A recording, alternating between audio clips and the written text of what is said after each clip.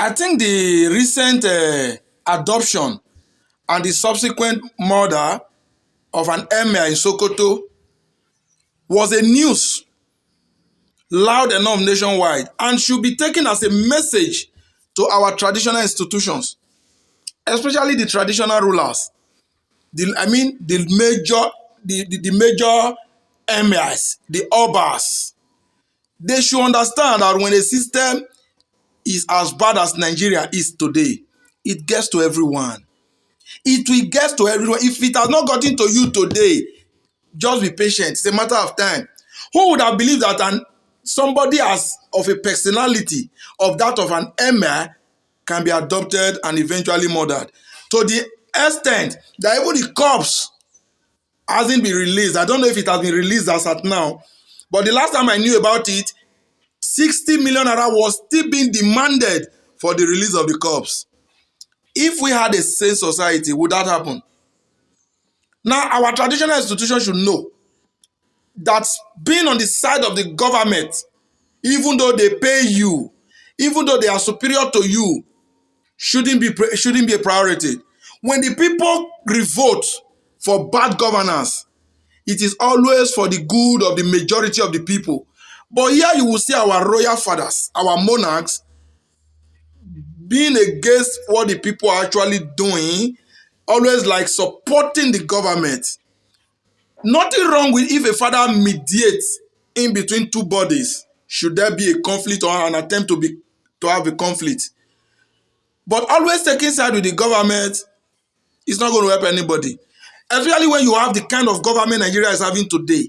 We have a very demonic government and a sensitive one to the call.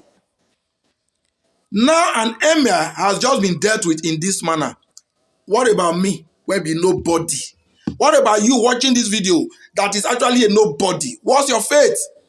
You just live on daily basis. On your luck, you survive every passing day. May the religious folk not say na God. If I hear that word, say na God, they make us.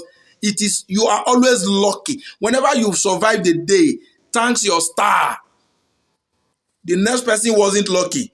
You that the victim that went down yesterday wasn't as lucky as you are. And you that is lucky today might not be that lucky tomorrow.